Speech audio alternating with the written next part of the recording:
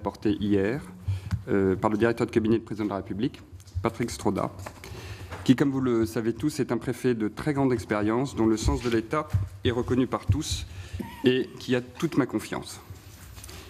J'ajoute que je considère que c'est une grande chance pour moi, comme secrétaire général de la présidence de la République, de pouvoir compter sur son concours quotidien. Comme vous l'a également indiqué Patrick Stroda, le président de la République a autorisé certains de ses collaborateurs à venir devant vous afin de contribuer à la manifestation de la vérité. Il m'a néanmoins demandé de rappeler le cadre juridique dans lequel s'inscrit cette audition. Il me semble en particulier déterminant de souligner, vous l'avez fait vous-même, Monsieur le Président, l'importance du respect de la séparation des pouvoirs auquel nous sommes tous attachés, qui ne me permettra pas de répondre aux questions portant sur les faits donnant lieu à des poursuites judiciaires ou à celles portant sur l'organisation interne de la présidence de la République. J'en viens à présent à l'objet même de votre commission et aux événements du 1er mai. J'ai passé l'après-midi du 1er mai dernier à mon bureau. Le directeur de cabinet m'a tenu informé du déroulement des manifestations et des opérations de maintien de l'ordre. Je rappelle que ces manifestations sont révélées d'une ampleur exceptionnelle au regard des violences commises, des commerces saccagés, des dégradations constatées et des interpellations auxquelles les forces de l'ordre ont procédé. Je saisis cette occasion pour saluer l'engagement sans faille des forces de l'ordre et le professionnalisme dont elles ont fait preuve au cours de ces événements. La question des événements de la place de la Contrescarpe n'a à aucun moment été mentionnée. J'ai été informé le lendemain, le 2 mai dans la matinée, par le conseiller en charge notamment des réseaux sociaux et le directeur de cabinet, de la publication sur les réseaux sociaux d'une vidéo dans laquelle un individu qui s'apparentait à M. Benalla se livrait à des actes inappropriés et choquants dans le cadre des opérations de maintien de l'ordre sur la place de la Contrescarpe. À ce moment, le directeur de cabinet m'indique qu'il a d'ores et déjà convoqué l'intéressé, qui a reconnu sa présence sur les lieux et sa participation à des interpellations. Je m'assure que le directeur de cabinet a bien vérifié auprès de la préfecture de police et du cabinet du ministre de l'Intérieur de la réalité des faits retracés dans la vidéo et qu'évidemment, ils sont bien informés. Nous refaisons le point en fin de journée. Constatant que les faits sont bien avérés, le directeur de cabinet m'informe de son intention d'appliquer une sanction disciplinaire sans délai, ce qui me semble totalement approprié. Nous nous reparlons le lendemain et le directeur de cabinet m'informe de la sanction qu'il entend notifier à l'agent et dont il vous a parlé hier, la suspension de 15 jours avec retenue de salaire, la modification des responsabilités confiées à l'intéressé, la notification portée au dossier, l'indication que tout nouveau comportement fautif entraînerait un licenciement qui ait lieu par la suite. Compte tenu des éléments portés à notre connaissance à ce moment-là, la sanction apparaît proportionnée. Au bout du compte, la sanction a été décidée dès le jour de la découverte des faits et notifiée à l'intéressé dès le lendemain. J'ajoute un point. Compte tenu de l'audition du directeur de cabinet, Patrick Stroda, hier devant vous, et devant les députés de celle du commandant militaire du Palais de l'Élysée, le général Biofarina, et du chef du JSPR, le colonel Lavergne, j'espère que vous avez été rassurés sur le fait qu'il n'existe pas à l'Élysée de police parallèle, que nous n'employons pas de vigile privé pour protéger le chef de l'État et que M. Benalla n'a jamais été en charge de la protection du président de la République. Je vous remercie et suis à votre disposition pour répondre à l'ensemble de vos questions. M. Benalla se voit infliger une sanction, mais il n'est pas mis fin à ses fonctions, il n'est pas décidé de saisir la justice. Est-ce que vous aviez conscience le 2 mai ou est-ce que vous avez pris conscience depuis lors des risques que faisait courir au président de la République le maintien d'une telle collaboration avec un agent qui s'était ainsi comporté? Est-ce que vous avez eu conscience à ce moment-là, ou pris conscience depuis, de la gravité du trouble apporté au fonctionnement de l'État par l'intrusion d'un collaborateur du président de la République dans une opération de maintien de l'ordre à laquelle il a participé? Et est-ce que vous avez pris conscience de ce fait, de l'utilité qu'il y aurait à réexaminer les modalités générales de la collaboration entre les services de la présidence de la République et les administrations placées sous l'autorité du gouvernement? Voilà ma question. Alors, encore une fois, je ne méconnais absolument pas la gravité des faits, ni ce jour-là, ni aujourd'hui. Ce qui aurait été particulièrement grave et ce qui aurait porté atteinte à la présidence de la République de façon particulièrement aiguë, grave, ça aurait été qu'il n'y aurait pas eu de réaction et pas eu de sanction. Et c'est pour ça qu'on a encore une fois insisté pour qu'il y ait une sanction, qu'elle soit rapide.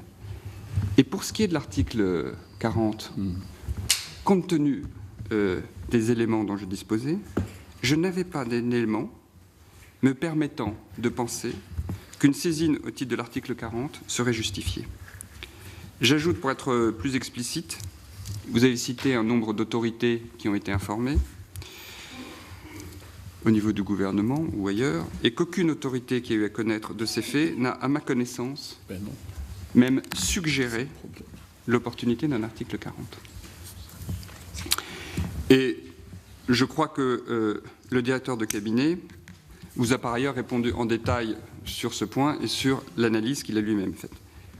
Je conçois parfaitement qu'aujourd'hui, à la lumière des faits, connus depuis lors, dont certains, je le rappelle, ont conduit au licenciement de M. Benalla, puisque dans le courrier de notification de la sanction, il lui était dit qu'à la prochaine faute, il serait licencié, de manière à ce qu'on ait une réponse qui soit proportionnée, graduée, qui ne reste certainement pas sans conséquence dès lors que de nouveaux faits se produiraient. Ça a été le cas. Et donc, je maintiens que, à la lumière des faits connus depuis, la sanction peut apparaître insuffisante, mais que symétriquement, au regard des éléments connus le 2 mai, cette sanction était proportionnée. Et j'ajoute que j'ai entendu hier Éric Morvan, le DGPN, qui a indiqué hier devant les députés que, placé dans la même situation, il aurait probablement pris la même décision. Ce qui ne s'explique pas, si M. Benalla n'avait pas une fonction que je définirais sommairement comme celle d'un garde du corps, et si il n'était pas habilité à porter une arme pendant les déplacements officiels, s'il n'en portait pas non plus pendant les déplacements privés, pourquoi la présidence de la République et les services du ministère de l'Intérieur qui ont instruit cette demande ont-elles favorisé l'obtention d'un permis de port d'armes? Il y a là, pour nous, une sorte d'incohérence. Quelle pouvait être l'utilité pour la présidence de la République que cet agent ait un permis de port d'armes? Non, j'ai oublié de... Vous avez tout à fait raison, Monsieur le Président, de me relancer sur la question du port d'armes, qui est une question à laquelle je n'ai pas répondu, et à laquelle je dois commencer par répondre que je n'ai pas eu à connaître de la question du port d'armes d'Alexandre Benalla. Tout simplement parce que, comme je vous l'indiquais, compte tenu des responsabilités qui sont les miennes, on pourra revenir sur d'autres questions, même si, encore une fois, je pense que ce sont des questions qui ne relèvent pas du champ de cette commission, en tout cas qui relèvent très clairement de l'organisation interne des services de la présidence de la République. Mais, en tout état de cause, je n'ai pas eu à connaître de l'attribution et des modalités d'attribution du port d'armes à M. Benalla. Mais aussi bien, me semble-t-il, le préfet de police que le directeur de cabinet du président de la République vous ont répondu sur ce point. Et à la fois dans les modalités d'attribution par la préfecture de police, donc du cadre juridique dans lequel ça s'inscrivait, il me semble que ce cadre juridique est lié à la fonction et non pas, si ça avait été une attribution par le ministère de l'Intérieur, lié à un risque le concernant tout particulièrement, et ça n'était pas le cas. Donc justement, qu'est-ce qui, dans sa fonction, rendait utile pour la présidence de la République que M. Benalla est un permis de port d'armes. Très franchement, je suppose tout simplement que, comme vous l'avez indiqué, le dispositif de sécurité est adapté à l'intensité de la menace et au contexte dans lequel se situe le président de la République. Il est toujours, et j'insiste, il est toujours, oui tout à fait, il y a des services et ce sont toujours ces services qui sont en charge. C'est toujours le GSPR qui est en charge lorsque le président de la République est en déplacement. Je pense simplement, je suppose que dans certaines circonstances, il a été jugé qu'il pouvait être utile que d'autres puissent apporter leur concours. Mais vous les interrogerez. Il n'en reste pas moins, j'insiste sur ce point, monsieur le sénateur, parce que vous avez l'air de trouver ça curieux, mais c'est ainsi, c'est toujours le GSPR qui est sur la protection du président de la République. Le chef du GSPR l'a dit. Voilà. Alors, je vous remercie. Madame Benbassa, vous souhaitiez, je crois, poser une question. Oui, merci, Monsieur le Président. Monsieur le secrétaire général, il y a eu une mise à pied à l'endroit de Monsieur Benalla en début mai. C'est donc une sanction, n'est-ce pas? Vous reconnaissez, c'est vous-même qui avez parlé d'une faute. Et, je ne savais pas jusque-là que la sanction appelait une récompense. Je lis sur le facsimilé de la déclaration qu'a faite M. Benalla auprès de l'administration fiscale attestant son changement d'adresse. Ce changement d'adresse qui prend effet le 9 juillet indique 11 quai Branly. Donc il y a quand même un problème, n'est-ce pas? Il a été récompensé, il a eu son appartement au 11 quai Branly puisqu'il fait un changement d'adresse. Deuxièmement, je voudrais faire une rectification quand même. Hier, j'ai posé la question sur la suspension du traitement de M. Benalla. Et votre collègue, M. Trotza, a répondu que les 15 jours de suspension feront l'objet d'une retenue sur les droits à congé qu'il avait en reliquat au titre de l'année 2017. Pourtant, il me semble que les textes applicables sont clairs, j'ai fait vérifier. Je cite, « Un congé non pris ne donne lieu à aucune indemnité compensatrice. » Comment M. Benalla peut-il ainsi percevoir une indemnité compensatrice pour des congés non payés? Je vous donne une petite indication au cas où il serait licencié pour faute. Lorsqu'on est licencié pour faute, un contractuel public, enfin lorsqu'un contractuel est licencié, cela n'ouvre pas normalement droit au versement ni d'une indemnité de licenciement, ni même à une indemnité compensatrice de congé annuel. Est-ce que M. Benalla a été licencié pour faute ? Maintenant, n'est-ce pas? Et de telles indemnités lui ont-elles été versées malgré cela? Merci. Merci. C'est une question très précise, monsieur le secrétaire général. Alors, oui, il y a deux questions. Il y en a une sur le logement et une sur le licenciement, enfin sur la sanction. Alors, comme je vous le disais, dans mon propos, enfin dans la réponse à une des premières questions,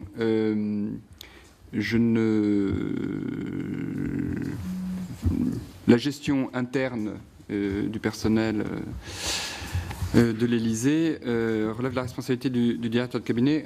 Il me rend compte, donc je ne cherche pas du tout à esquiver la moindre responsabilité, mais je ne suis pas intervenu et je n'interviens pas dans l'attribution des logements à la résidence de l'ALMA, dont je crois d'ailleurs la liste est assez largement diffusée et qui en fait accueille très majoritairement, mais la Cour des comptes a déjà écrit abondamment sur ce sujet, des personnes qui font l'objet d'une nécessité absolue de service, c'est-à-dire dont les exigences de disponibilité sont particulièrement fortes. Donc je ne suis pas intervenu dans l'attribution du logement et donc je ne reviendrai pas sur ce que le directeur de cabinet a pu vous dire sur cette question. Et C'est pas le directeur, monsieur, c'est la déclaration fiscale qui atteste ce changement qui prend effet le 9 juillet 2018. J'entends bien. Je vous dis simplement que je n'ai pas eu à connaître de l'attribution de ce logement et mais très franchement, je ne connais pas les détails de cette attribution. Ah ben non, oui, je vous le dis très directement. Je ne m'occupe pas et très franchement, je pense que il est logique. Encore une fois, je reviens sur cette question de hiérarchie des responsabilités. Je fais beaucoup de choses. Je peux vous dire, je travaille un petit peu, mais je ne m'occupe pas de l'attribution de tous les logements au sein de l'Élysée, fût-ce à Monsieur Benalla. Donc, je m'en voudrais de vous donner une information erronée sur ce sujet, qui ne serait qu'une information rapportée sur la date, la taille de l'appartement, où effectivement... Bon. Pour ce qui est de la sanction, je reviendrai simplement sur la séquence, qui est qu'au moment où la sanction est prise, il y a un avertissement pouvant conduire à un licenciement. Mais la décision du licenciement, elle n'est pas prise à ce moment-là, bien évidemment. Donc, on considère que la sanction est appliquée pour des raisons de sécurisation juridique sur lesquelles je ne reviens pas, liées au terme de suspension et à la nécessité d'en assurer la robustesse. La retenue directe sur salaire s'est révélée trop fragile et du coup la sanction, la retenue sur salaire, la modalité de retenue a pris la forme d'une annulation en quelque sorte de retenue de jours de congé. Et quant à son licenciement, oui, c'est à la suite d'une nouvelle faute effectivement qu'il a été licencié dans le cadre juridique appliqué. Je vous remercie. Monsieur Buffet. Merci, Monsieur le Président. Monsieur Morvan hier, également Monsieur Stroda, vous-même en début de cette réunion, vous nous avez indiqué ne pas savoir ou ne pas avoir connaissance des relations extrêmement tendues, et je mesure mes mots, entre Monsieur Benalla et le GSPR. La réponse est ce matin dans ce grand journal du soir où Monsieur Benalla déclare, semble-t-il, des frictions, oui, mais sous forme de non-dit. Moi, j'ai toujours fait les choses, non pas pour ma personne, mais dans l'intérêt du président. Mais il y a des gens qui sont formatés d'une autre façon, on fait le sale boulot et on s'expose forcément. Et quand on s'expose face à ce type de personnes, ils vous disent oui, avec un sourire, mais ils ne l'oublient pas, 3 points de suspension. Je ne fais pas partie du club, je le ressens, mais je dois en faire abstraction, car la seule chose qui compte, c'est que le président soit bien. Ne pensez-vous pas, monsieur le secrétaire général, que cette déclaration non seulement conforte les tensions existantes, mais de surcroît le rôle et l'implication de M. Benalla dans la sécurité du président de la République? Monsieur le secrétaire général. Je ne vais faire aucune conjecture sur une déclaration que je n'ai pas lue. Et que je découvre... non, mais bien sûr, et que je découvre en vous écoutant. Je répéterai qu'aucun incident ne m'est jamais remonté. Aucun. Je répéterai que j'ai eu des retours très positifs sur le travail d'Alexandre Benalla. Je n'ai aucun problème à dire, je l'assume, que c'est quelqu'un qui était très engagé, extrêmement dévoué, extrêmement disponible. Comme je vous l'ai dit, moi, je n'ai jamais travaillé directement avec lui. Je travaille avec toute une série de collaborateurs directs dont il ne faisait pas partie, mais je n'ai eu que des retours positifs sur son engagement et son dévouement. Et je pense, et le président de la République s'est exprimé sur ce sujet hier, et effectivement, qui fait écho à un élément que fait valoir Alexandre Benalla sur le fait que c'était quelqu'un qui avait un profil différent. Et c'est tout à fait vrai qu'Alexandre Benalla avait un profil différent par rapport au type de profil qu'on rencontre fréquemment dans les couloirs de l'Élysée. Et je pense que c'est aussi... le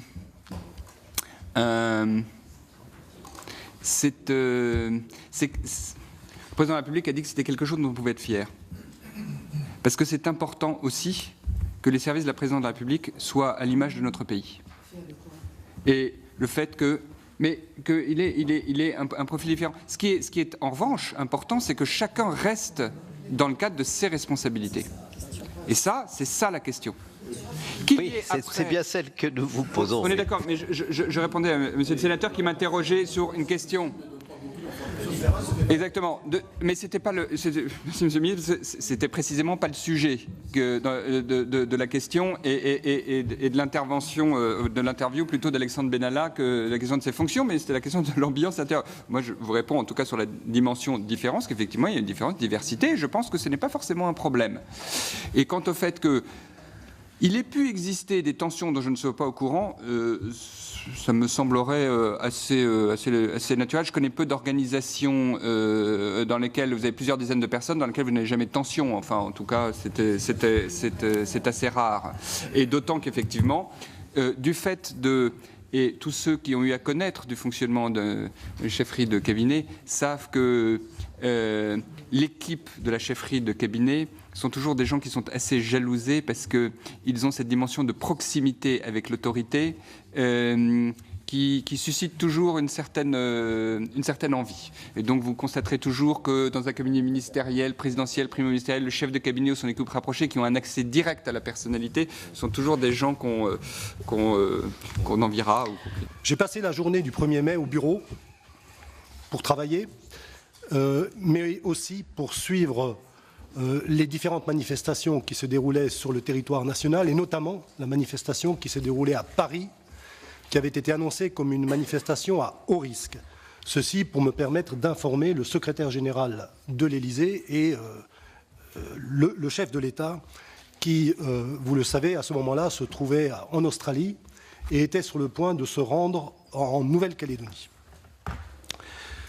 J'ai appris le lendemain matin, c'est-à-dire le 2 mai, qu'au cours de ces manifestations qui s'étaient déroulées à Paris, et au cours desquels de nombreux incidents se sont produits, un chargé de mission des services de l'Élysée, plus précisément du cabinet, avait eu un comportement inapproprié et choquant. Je l'ai appris en prenant connaissance d'une vidéo qui m'a été montrée par un collaborateur le matin en arrivant au bureau, vers les 9 heures. Et cette vidéo montrait à la fois des scènes d'affrontements violents, avec des poursuites entre manifestants et forces de l'ordre, des jets de projectiles qui visiblement n'émanaient pas des forces de l'ordre, et tout ceci dans une très grande confusion. Et en même temps, une scène de l'intervention de policiers au sein desquels se trouvait ce chargé de mission qui semblait être M. Benalla. J'ai donc immédiatement convoqué l'intéressé pour lui demander de s'expliquer. Et il m'a confirmé qu'il était bien présent sur les lieux, que c'est bien lui qu'on voyait sur cette vidéo, et il a justifié son comportement en indiquant qu'il voulait aider les policiers pris à partie par des manifestants violents qui jetaient des projectiles sur les forces de l'ordre. Je l'ai informé que sa participation à cette opération de maintien de l'ordre ne faisait pas partie de sa mission d'observateur et que son comportement était inacceptable, que cela constituait une faute et qu'une sanction serait prise. J'ai immédiatement porté ces informations à la connaissance du secrétaire général de l'Élysée pour qu'il en informe le chef de l'État lors du point quotidien que font le chef de l'État et le secrétaire général lorsque le chef de l'État est en déplacement à l'étranger. Le secrétaire général en a informé le chef de l'État en indiquant qu'un collaborateur, M. Benalla, avait eu un comportement fautif et qu'une sanction serait prise. j'ai pris, en tant que directeur de cabinet, directeur des services de la présidence, la sanction qui comporte une suspension de 15 jours sans traitement, c'est-à-dire une mise à pied, une exclusion temporaire du service, une autre sanction qui est la modification des missions qui étaient confiées à M. Benalla en lui retirant sa participation à l'organisation des déplacements publics du président de la République, c'est-à-dire très clairement, mesdames et messieurs, une rétrogradation. Et tout ceci a fait l'objet d'une lettre que je lui ai notifiée le 3 mai et qui précisait également que, en cas de nouveaux comportements fautifs, il s'en suivrait un licenciement. Certains considèrent que ces sanctions n'étaient pas adaptées et votre commission, Monsieur le Président, me permettra de vous apporter toutes les réponses sur ce point. En cet instant, je voulais également dire que je mesure parfaitement le trouble que le comportement de ce collaborateur a pu susciter, notamment chez nos forces de sécurité. C'est pourquoi je voudrais dire devant vous, parce que je sais que vous partagez cette appréciation, que le chef de l'État mesure chaque jour l'engagement des forces de sécurité pour assurer notre sécurité au quotidien, pour lutter contre la menace terroriste, pour garantir le maintien de l'ordre et donc garantir l'état de droit. Je voulais le dire et dire également aux forces de sécurité, au nom du chef de l'État, que la sécurité du chef de l'État ne peut être assurée que sous l'autorité et le contrôle des policiers et des gendarmes. Ce qui s'est passé, mesdames et messieurs, c'est un comportement individuel fautif pour lequel une information judiciaire est ouverte et pour lequel une sanction disciplinaire a été immédiatement prise. Il appartient à présent à la justice d'établir les responsabilités des individus poursuivis et donc j'ai la volonté, en me présentant devant vous, de répondre de manière précise et complète à toutes vos questions. Le président de la République, en m'autorisant à venir devant vous, a souhaité à contribuer à la manifestation de la vérité. Il m'a néanmoins demandé de rappeler le cadre juridique dans lequel j'interviens devant vous.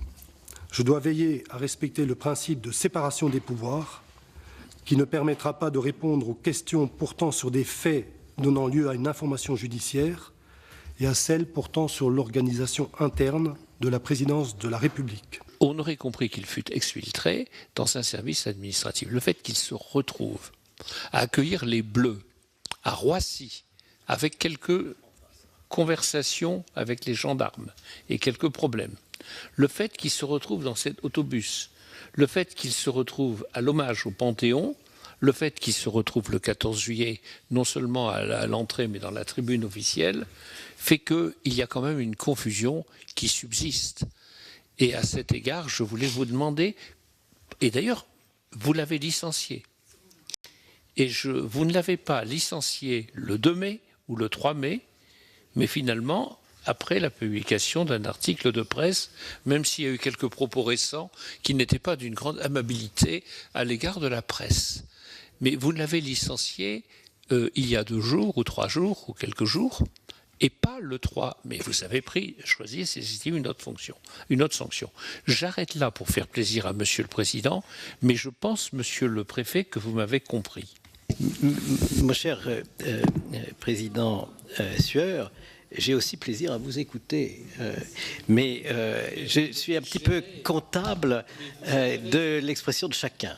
Alors, Monsieur le Directeur, pourriez-vous apporter une réponse à notre collègue? Oui, Monsieur le Président, et je vais essayer d'être précis et concis. Il y a 3 questions dans l'intervention de Monsieur le Sénateur. Le licenciement, l'émission publique que M. Benalla a continué d'effectuer, et puis son rôle dans le dispositif de sécurité. Sur le licenciement, vous dites, monsieur le sénateur, finalement, vous l'avez licencié récemment quand l'article du Monde est paru. Non, il a été licencié parce qu'il y a eu de nouveaux comportements fautifs. Il y a eu de nouveaux comportements fautifs. Lesquels?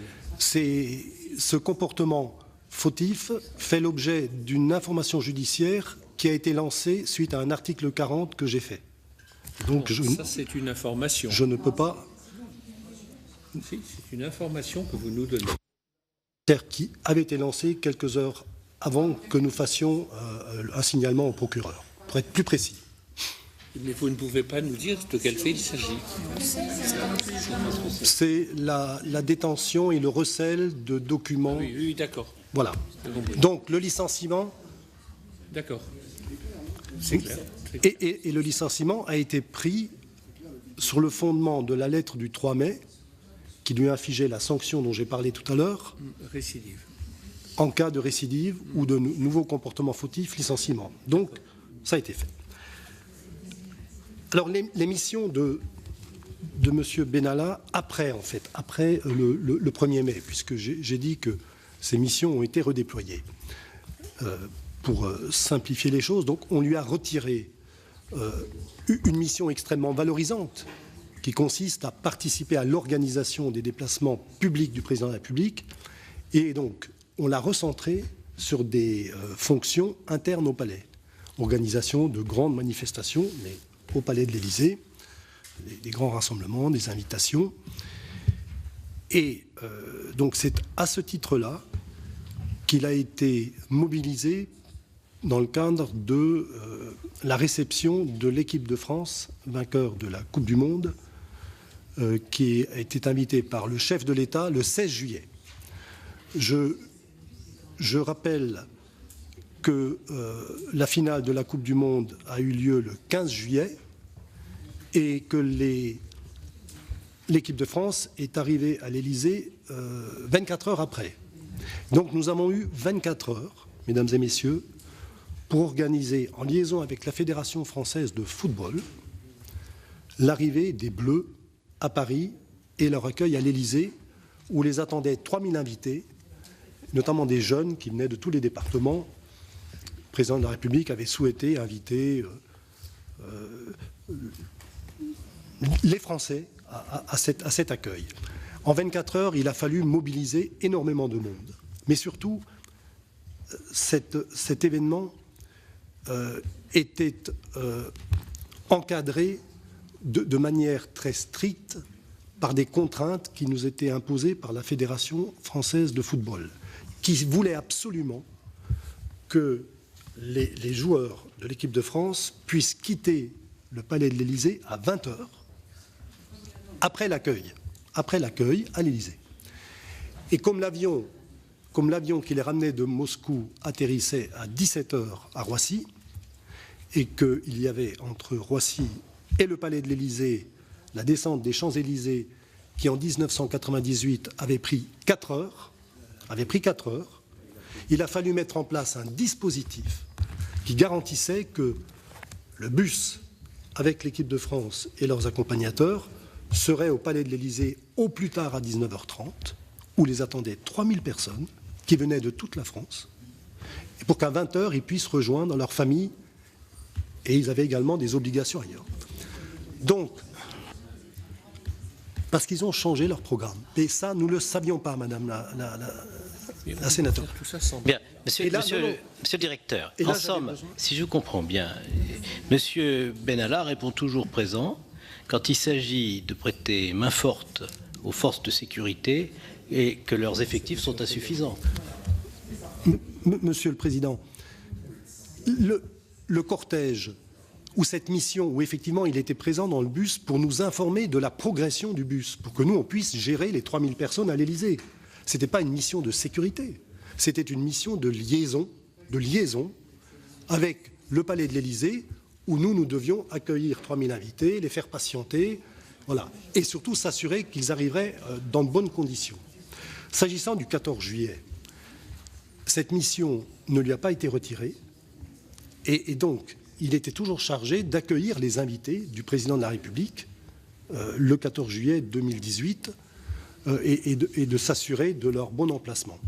La cérémonie organisée en l'honneur de Madame Veil et son époux, la panthéonisation, nous avions besoin là d'un coordinateur entre l'arrivée du cortège du président de la République et l'arrivée des deux cercueils pour bien, là aussi, coordonner la progression de ces deux cortèges pour l'entrée au Panthéon. Donc c'était une mission qui était entièrement pilotée par l'Élysée et on avait besoin d'un agent de liaison qui n'était pas du tout dans un déplacement public. C'était pas fort. Pourquoi fallait-il que ce fût lui? Pourquoi fallait-il que ce fût lui? Il y a beaucoup de personnel susceptible de faire ça. Est-ce qu'il fallait vraiment, dans ces missions très visibles, très symboliques, qu'il y eut cette personne qui s'est comportée comme on sait? Il y a d'autres personnes. Tout d'abord, monsieur le sénateur, les effectifs du cabinet du président de la République sont extrêmement contraints, réduits. Et donc, pour ce type d'événement inédit, exceptionnel, on mobilise ceux qui savent faire. Ceux qui savent faire. Et il est vrai que M. Benalla avait cette capacité d'organisateur et donc on a mobilisé les ressources disponibles et c'était une mission qui ne devait pas le faire apparaître publiquement. C'était une mission logistique. Alors, je voudrais revenir également sur la question que vous avez évoquée sur la participation de M. Benalla à la sécurité rapprochée du président de la République et sa proximité. Je dois répéter que M. Benalla n'était pas chargé d'assurer personnellement la sécurité rapprochée du président de la République. Qu'effectivement il soit à proximité du président de la République, il faut placer cette présence dans sa mission de coordination de plusieurs services. Lorsque le président de la République dit « je vais changer mon programme, je vais aller saluer les personnes qui sont là-bas sur la place, plutôt que d'aller dans l'équipement public que je dois inaugurer, j'irai un peu plus tard ». Eh bien, il le dit à qui? Il le disait à M. Benalla, pour que celui-ci répercute ce changement de programme au cortège, s'il faut déplacer le cortège, au dispositif de sécurité qu'il faut redéployer. Voilà. Donc, c'est vrai qu'il y a des photographies qui montrent que, comme vous dites, ils sont à 20 cm l'un de l'autre, mais on ne voit que ces photographies. Mais lorsque M. Benalla devait courir à l'autre bout d'une place pour s'assurer que le président de la République pouvait venir serrer des mains en toute sécurité, là, on ne voit pas les photos. Monsieur le directeur, oui, nous entendons vos explications. Ah oui. Elles sont pour nous un peu contre-intuitives parce qu'effectivement, nous voyons ce collaborateur dans de nombreuses circonstances, dans une attitude, une posture qui évoque quand même très fortement celle d'un garde du corps. Et nous avons cru comprendre que c'est bien la fonction qu'il avait occupée pendant la campagne présidentielle. Et nous pouvons faire l'hypothèse, peut-être fausse, que le lien de confiance qui s'est établi à cette occasion n'a pas été rompu après l'élection du président de la République, que celui-ci s'en est largement remis pour sa protection rapprochée à un jeune collaborateur dont il avait éprouvé les talents. C'est ça l'hypothèse, oui, que vous ne démentez pas complètement, mais vous essayez de resituer l'action de ce collaborateur dans un cadre plus formel, plus organisé. Mais est-ce que la réalité, on nous a beaucoup parlé des réalités de la vie, n'est pas plutôt celle que je décris? Monsieur le Président, je ne peux pas contester qu'il y a de nombreuses photographies qui montrent cette proximité. Mais je prends le pari devant vous qu'il existe autant de photographies, mais qui, elles, ne sont pas publiées, qui montrent que le chef de cabinet est dans cette position, que l'adjoint au chef de cabinet est dans cette position. Seulement, évidemment, ils ont la chance de ne pas être concernés par ce type d'affaires. Le chef de cabinet porte-t-il une arme? A-t-il des oreillettes pour s'exprimer? Oui, il y a un système de communication, une boucle, mais qui n'est pas une boucle de sécurité. Il n'assure pas la sécurité rapprochée, comment dire, il n'est pas garde du corps du président de la République. Monsieur Benalla ne portait jamais d'armes lorsqu'il était dans un déplacement public du président de la République. Monsieur Benalla ne portait jamais d'armes quand il accompagnait le président de la République dans un déplacement officiel. Donc son permis de port d'armes était exclusivement destiné à lui permettre de porter une arme pour les déplacements privés. Non, ce n'était pas précisé dans l'autorisation. Et d'ailleurs, je ne sais pas si il a été amené à porter une arme dans les déplacements privés. J'ai dit que... Pourquoi a-t-il demandé, obtenu un permis de port d'armes s'il n'en portait jamais Ce n'était pas dans l'utilité du service, non, alors. J'ai indiqué tout à l'heure qu'en tant que responsable direct de la sécurité du chef de l'État, il m'a paru à moi utile que dans certaines circonstances, il y ait, en plus du GSPR qui est chargé de la protection rapprochée, une personne qui puisse avoir une arme. C'est tout. Je ne peux pas, et vous le comprendrez, expliquer dans le détail comment s'organise la sécurité du chef de l'État. Est-ce que l'agent comptable de l'Élysée peut nous produire les écritures montrant que M. Benalla n'a touché que la moitié de son traitement le mois où il a été sanctionné? Merci. Merci, chers collègues. Monsieur le directeur.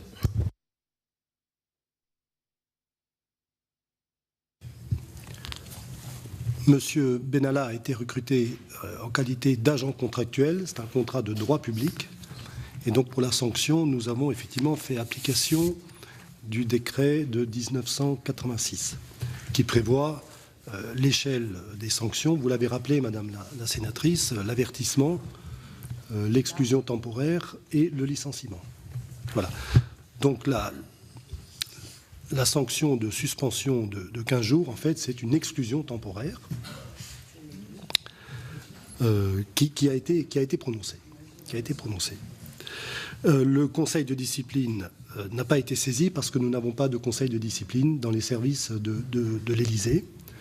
Et je l'ai indiqué, ce qui a primé dans notre décision, c'était la rapidité, prendre une sanction immédiate, adaptée et proportionnée, ce qui a été fait. La première question, c'était... Est-ce que l'agent comptable peut... Ah oui. Un document tout à fait. Attestant de cette suspension. Oui, excusez-moi, je vais... Monsieur Benalla a touché, pour le mois de mai, son salaire intégral. En revanche, les 15 jours de suspension se feront l'objet d'une retenue sur les droits à congé qu'il avait en reliquat au titre de l'année 2017.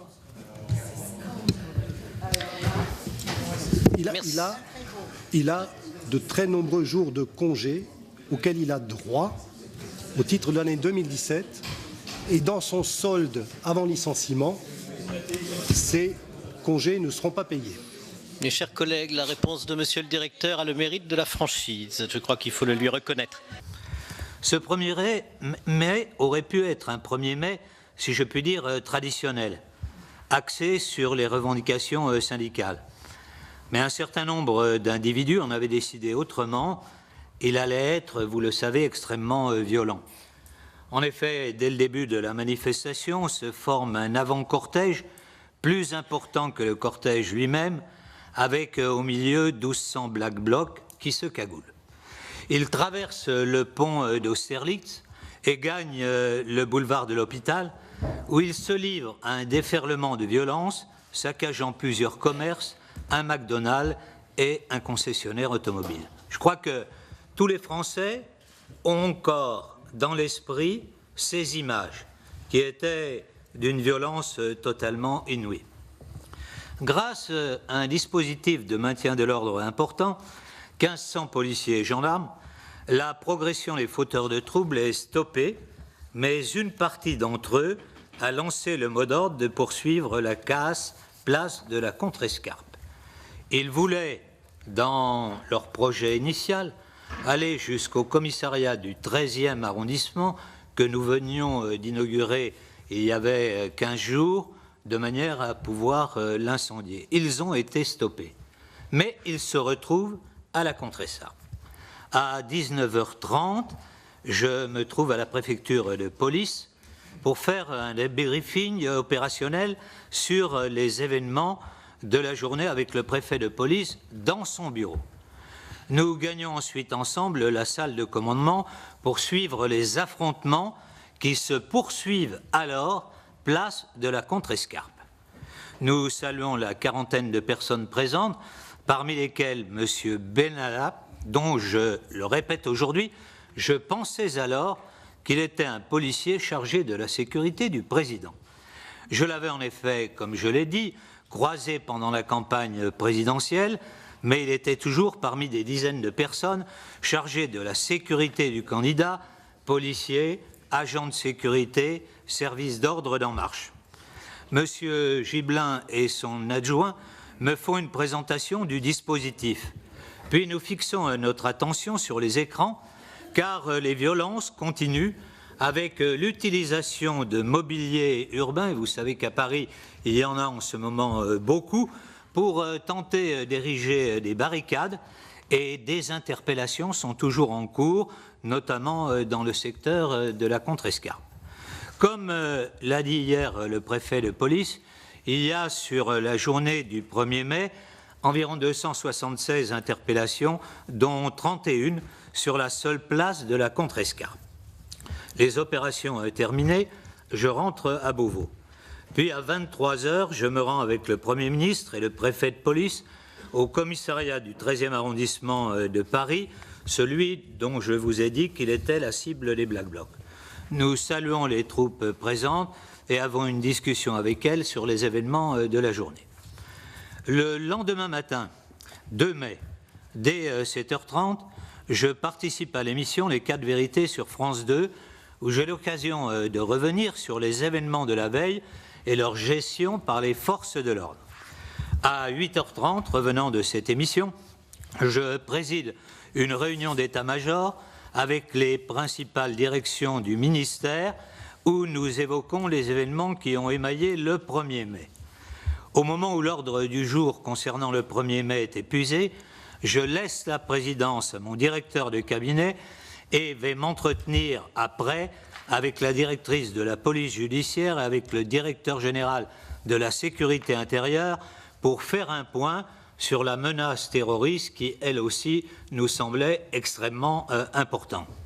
Je ne croise donc pas à ce moment-là le préfet de police à la réunion d'état-major où il est représenté par ses collaborateurs, mais je lui fais savoir que je souhaite me rendre avec lui boulevard de l'Hôpital pour à la fois me rendre compte par moi-même de l'itinéraire emprunté par la manifestation, de la façon dont la manœuvre a été effectuée et aussi pour évaluer les dégâts causés.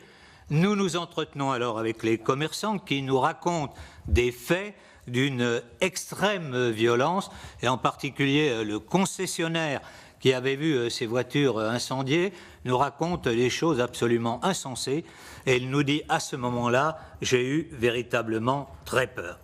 Le préfet de police leur dit qu'ils vont être indemnisés dans les meilleurs délais. À ce moment-là, ni le préfet de police, ni mon cabinet ne m'ont encore informé d'une vidéo montrant des violences contre les manifestants place de la Contrescarpe. À l'issue, j'ai un déjeuner avec un membre de ma famille dans un restaurant de la rue de Lille.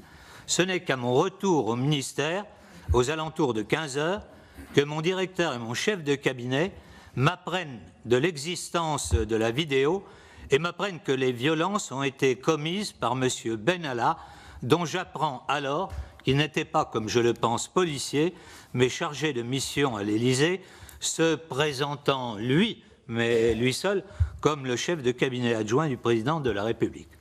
Mon directeur de cabinet m'assure alors que le directeur de cabinet du président de la République, c'est-à-dire le supérieur hiérarchique de M. Benalla, et le préfet de police connaissent les faits, qu'ils s'en sont entretenus ensemble.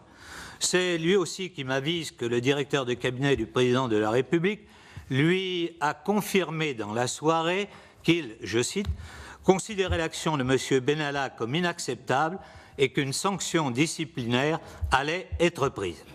J'apprendrai beaucoup plus tard, le 21 juillet, que le préfet de police avait fait rédiger une note technique sur les faits qu'il a reconnu lui-même ne m'avoir jamais transmis. Ce 3 mai, je considère donc que les faits sont pris en compte au niveau adapté. À partir de ce jour-là et jusqu'au 18 juillet, je n'entends plus parler de M. Benalla. Je me concentre alors sur d'autres événements. Gestion le lendemain 3 mai d'une manifestation de cheminots, de la préparation du rassemblement du samedi 5 mai organisé par la France insoumise afin que les choses ne dégénèrent pas comme elle l'avait fait pour le 1er mai. Je prépare les évacuations des facultés de Toulouse de Mirail le 9 mai, de Rennes le 14 mai. Je prépare la 2e évacuation de Notre-Dame-des-Landes. Enfin, je gère malheureusement les suites de l'attentat de Paris 2e qui fera, vous le savez, une victime le samedi 12 mai. J'en viens désormais à la journée du 18 juillet. Ce jour-là, j'apprends dans l'après-midi vers 15 h que des journalistes du Monde préparent un article sur les événements du 1er mai qui paraît aux alentours de 20h30. Le lendemain matin, je prends connaissance des images parues sur les réseaux sociaux montrant que M. Benalla portait le 1er mai un brassard de police et qu'il détenait une radio. Je demande donc immédiatement qu'on prépare une saisie de l'IGPN pour déterminer les conditions dans lesquelles il a pu bénéficier de tels équipements. Entre-temps, j'ai un rendez-vous avec M. Jean-Pierre Chevènement, président de la Fondation pour l'Islam de France, que je prépare avec une de mes conseillères, et j'ai ensuite un déjeuner avec des journalistes, et à 15 h, lors des questions au gouvernement au Sénat, j'annonce que nous allons saisir l'IGPN. À mon retour, j'apprends que 3 policiers de la direction de l'ordre public et de la circulation ont donné à M. Benalla les bandes de vidéoprotection des événements de la Contrescarpe. Nous transmettons ces nouvelles informations à l'IGPN et le matin du 20 juillet, je suspends sur proposition du préfet de police les 3 policiers concernés. Voilà donc, mesdames et messieurs, la chronologie précise des faits tels que je les ai vécus. Ces précisions chronologiques apportées, je souhaiterais, dans un second temps, éclaircir quelques points. Certains, après mon audition à l'Assemblée nationale, se sont étonnés que je n'ai pas eu connaissance de certains faits. Les auditions du préfet de police, du directeur de l'ordre public et de la circulation, dans la même journée, ont montré qu'aucun d'eux, qui pourtant était au cœur de la manœuvre, n'avait été ni informé de la participation de M. Benalla aux opérations d'ordre public, ni de sa venue au centre de commandement de la préfecture de police. Comment, dès lors, si ceux-là même qui, effectivement, étaient à la manœuvre ne connaissaient pas, aurais-je pu savoir? Sur le port d'armes, je confirme que M. Benalla s'était tourné en janvier 2017 vers mon prédécesseur pour solliciter une autorisation. Elle lui avait été refusée le 12 avril. Le 21 juin 2017, il s'était de nouveau adressé à mes services pour que sa demande soit réétudiée, demande à laquelle mon cabinet n'avait pas donné suite, considérant que les conditions juridiques n'étaient pas réunies. Comme l'a dit le préfet de police, ce sont donc ses services, pas lui directement, qui ont finalement attribué à M. Benalla une autorisation de port d'armes délivrée le 13 octobre 2017 sans que mon cabinet en ait été informé. Pour ce qui est de l'article 40, je pense qu'on y reviendra dans les débats. Je m'en tiens à ce que j'ai dit hier devant l'Assemblée nationale. Comme je l'ai rappelé, je vous donnerai tout à l'heure quelques exemples, les ministres de l'Intérieur successifs ont évidemment connaissance par les services de renseignement de multiples suspicions d'infractions pénales ou de commission d'infractions pénales. Mais comme mes prédécesseurs, je considère que c'est aux chefs de service, à ceux qui sont au plus près du terrain, recueillant les éléments permettant de justifier la transmission d'un signalement au titre de l'article 40, de le faire. Je n'en ai d'ailleurs transmis qu'un seul depuis mon arrivée. Tout à l'heure, je vous dirai combien mes prédécesseurs en ont transmis. Il concernait la vidéo d'un rappeur appelant au lynchage et au meurtre d'un policier. J'ai demandé à la direction des libertés publiques et des affaires juridiques d'établir la liste des articles 40 transmis par les anciens ministres de l'Intérieur. Je vous la donnerai tout à l'heure. Il ressort qu'eux aussi en ont fait très peu et qu'ils concernent essentiellement des infractions relatives à la loi de 1881 sur la liberté de la presse. Dernier point, pourquoi n'avoir pas saisi dès le 2 mai l'IGPN? Comme je vous l'ai dit, j'apprends le 2 mai que M. Benalla n'était pas policier. Je n'ai donc pas de raison alors de saisir l'IGPN.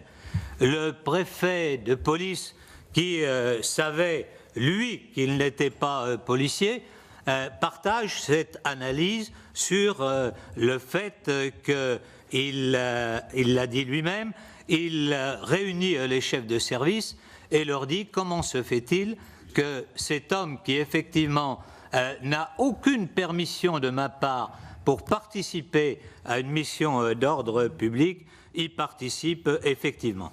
C'est donc seulement après avoir appris que M. Benalla portait indûment le 1er mai un brassard et qu'il détenait une radio de police qui lui avait été remis par, on verra dans l'enquête quel service, que je saisis l'IGPN. Mesdames et messieurs les sénateurs, voilà ce que je souhaite vous dire, les éléments que je souhaite porter à votre connaissance.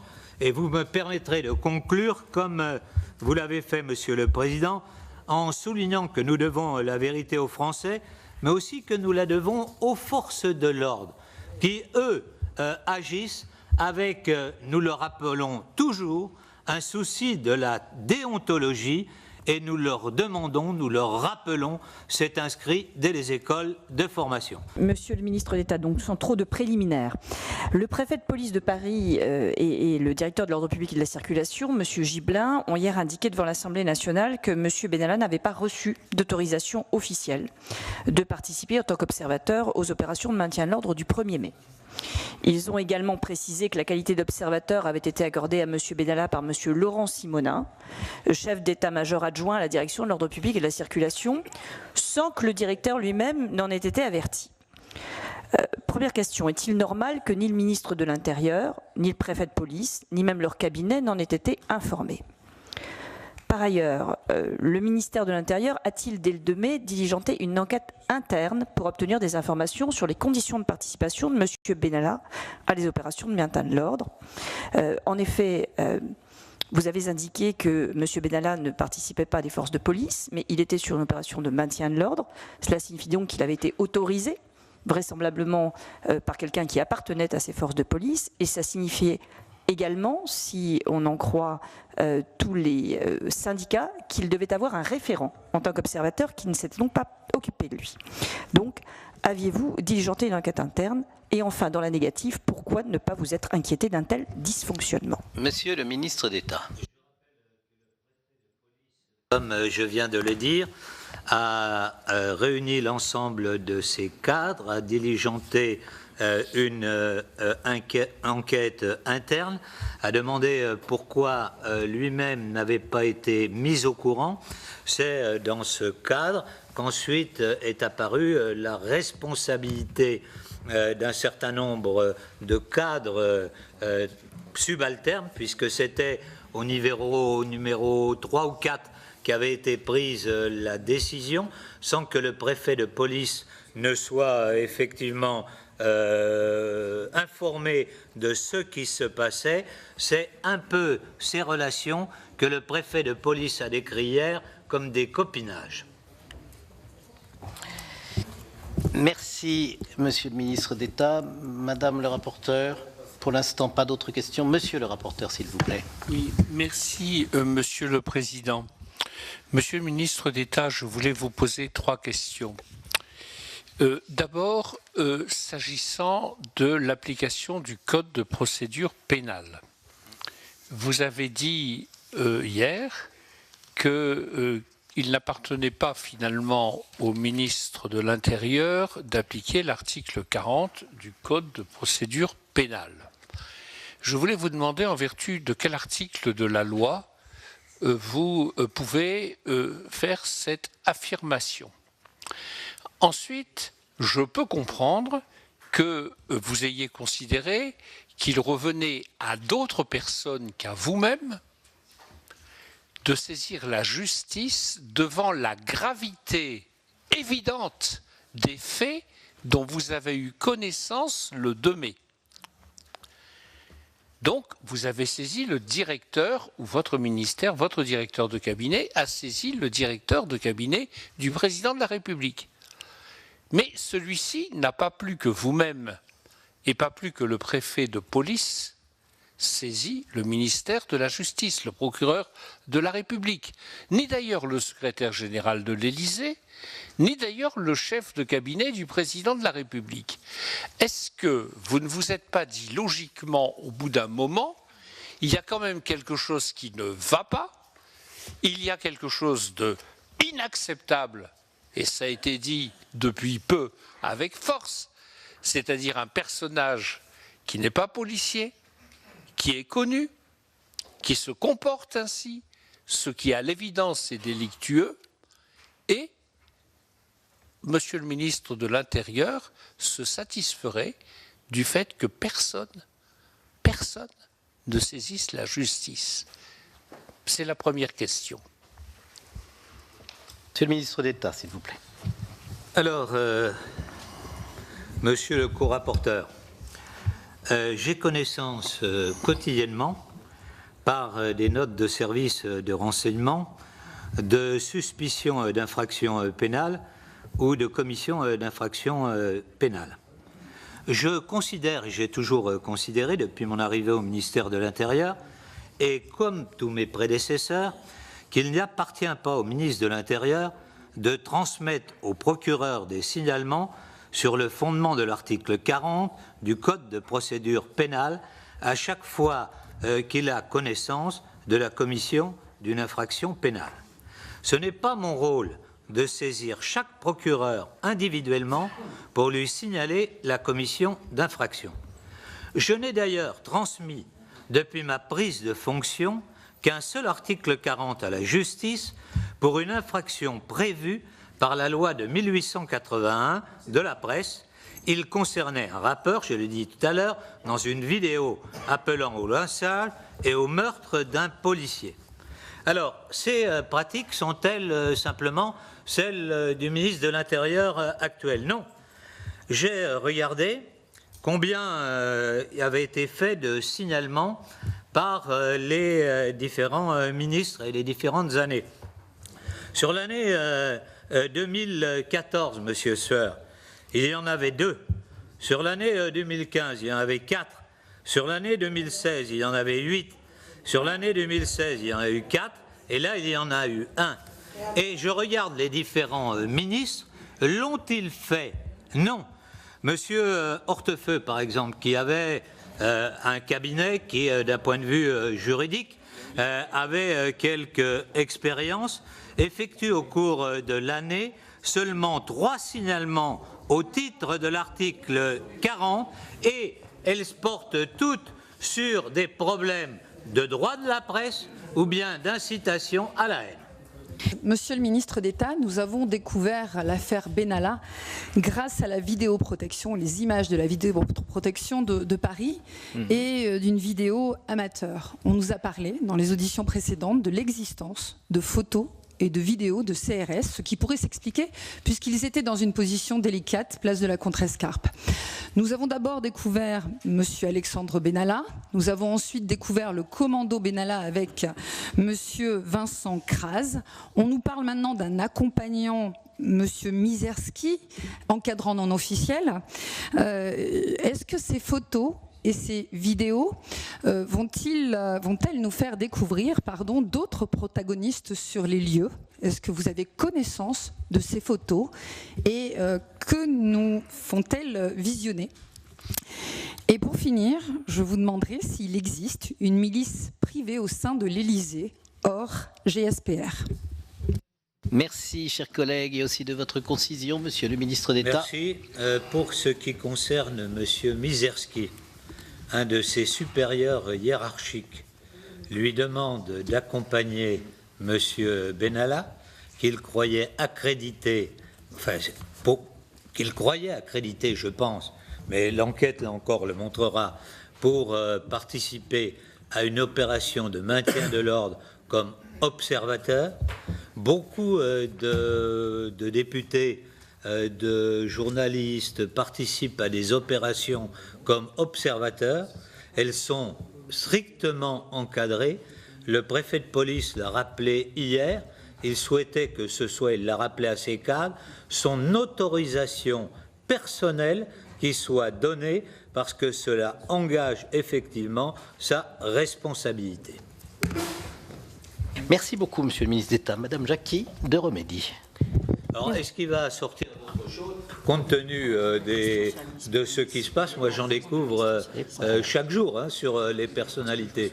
Je lis les journaux comme vous, et il y a toute une partie de l'histoire de M. Benalla que, franchement, je découvre de plus en plus.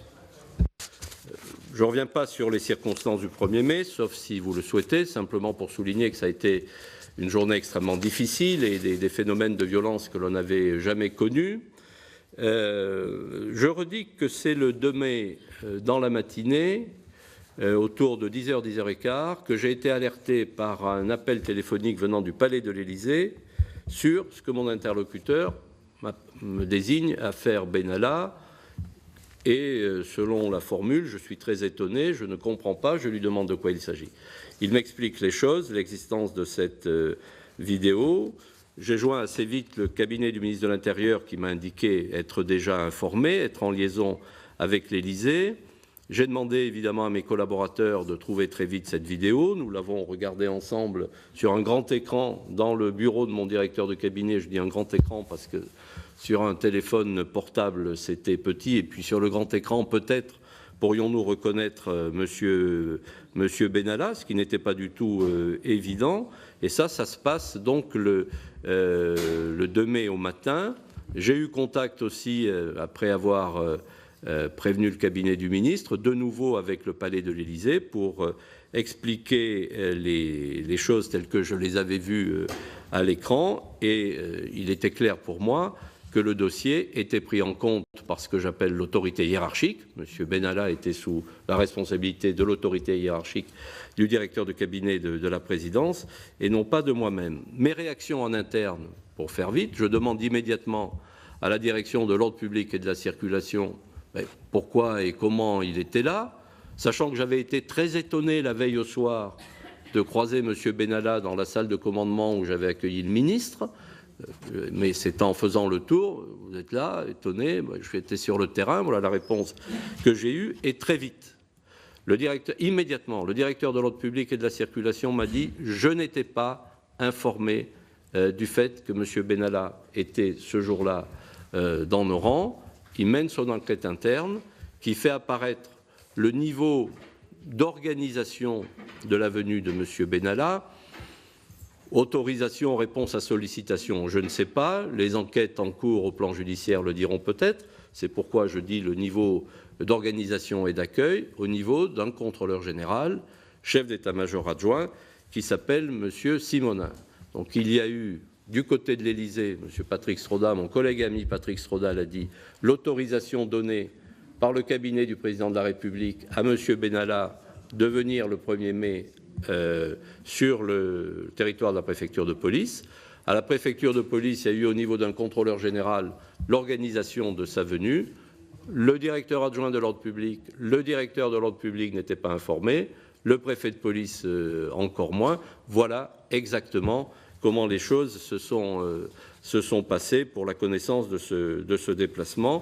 J'ai dans le menu précisé l'enchaînement de ces informations successives. À ce stade, je ne peux en dire plus. Si vous le permettez, je répondrai en revanche très volontiers à toutes les questions qui vont suivre. J'espère ne pas avoir été trop long et ne pas trop avoir trahi l'engagement que j'avais pris de ce point de vue, Monsieur le Président. Monsieur le Préfet, je vous remercie. La question la plus simple qui me vient à l'esprit est la suivante.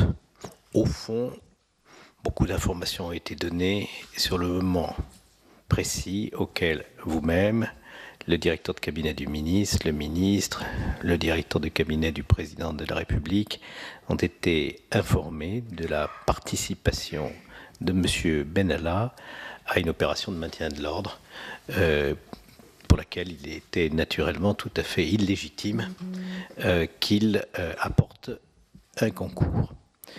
Nous comprenons que dès le 2 mai, les hautes autorités que j'ai citées, dont vous faites partie, et qui se sont concertées, ou en tout cas qui ont eu des échanges entre elles, prennent la décision de ne pas saisir l'inspection générale de la police nationale et de ne pas faire usage de l'article 40 du Code de procédure pénale. Je veux savoir si c'est une décision tacite ou une décision concertée. La réponse, Monsieur le Président, relève plutôt de la catégorie de décision tacite. Il n'y a pas eu en tant que telle de décision. Je vous redis, de mon point de vue, comment cela a été vécu. Encore une fois, j'avais été alerté par le Palais de l'Élysée, à qui j'ai fait remonter parce que Jeanne pouvait analyser, etc. Donc la surprise, la condamnation. Et immédiatement, le Palais de l'Élysée m'a dit que c'était lui qui prenait en compte, si vous voulez, comme autorité et responsable hiérarchique. Et pour moi, il était clair que c'était à ce niveau que ça devait se dérouler. Quant à l'appréciation des suites à donner, selon ma formule, c'est l'autorité compétente. Et donc c'est ce qui m'a guidé de manière assez simple et assez évidente, je dois le dire. Donc y a-t-il eu concertation? Y a-t-il eu ordre de ne pas utiliser l'article 40, etc. Sûrement pas. Sûrement pas. Vous pouvez l'appeler décision tacite, mais il n'y a eu aucun échange sur le thème. Faut-il pas Non. Non et non. C'est donc du tacite. Au terme des échanges, comme vous l'indiquez, voilà comment ça s'est passé. Sur le fond, le directeur de cabinet du président de la République s'est exprimé hier. Vous avez eu également l'analyse que l'IGPN a faite de ce sujet, puisqu'elle avait reçu la vidéo. Mais j'ajoute que pour le préfet de police, la petite nuance supplémentaire, c'est que le débordement, la faute, le manquement, le dérapage personnel, il n'est pas le fait d'un fonctionnaire de police. Il n'est pas le fait d'un fonctionnaire de police. Il est le fait d'un collaborateur de la présidence de la République et non pas d'un personnel placé sous mon autorité. Et c'est le point qui, pour moi, était cardinal dans si vous voulez, la position qui a été la mienne. Parce que moi, si je vois la vidéo, je ne vois pas la vidéo, contrairement, je crois, à nos amis de l'IGPN qui ne savaient pas qui étaient les personnes. Moi, quand je vois la vidéo, c'est pour que je puisse confirmer, oui, c'est bien M. Benalla, que j'aurais été incapable de reconnaître. Hein. Il a fallu vraiment qu'on le voit sur un grand écran, et on était plusieurs autour de moi pour l'identifier. Mais ce n'est pas moi qui l'ai identifié le premier, puisqu'on m'a alerté, encore une fois. Je crois que tout le monde l'a bien compris, cela. Mais partant de là, le manquement, la faute, et qui sera devant à examiner par les tribunaux de l'ordre judiciaire, ce n'est pas un fonctionnaire de police, c'est l'IGPN est compétente, et je saisis l'IGPN pour les gens qui sont sous mon autorité. Meilleur exemple, le 19 juillet, je viens à la journée du 19 juillet, pour vous donner l'exemple. Je rappelle que la veille au soir, nous avons été un certain nombre à être alertés sur le fait que le journal Le Monde allait, comme on dit entre nous, sortir la vidéo Benalla, on va prendre cette expression familière que tout le monde comprend. J'en ai alerté le directeur de l'ordre public, j'ai refait le point avec lui et un de ses collaborateurs le lendemain matin pour bien se remettre en tête les faits du 1er mai, place de la Contrescarpe. Parce que le 1er mai, pour le préfet de police, ça n'a pas été que la place de la Contrescarpe, je me permets de le rappeler.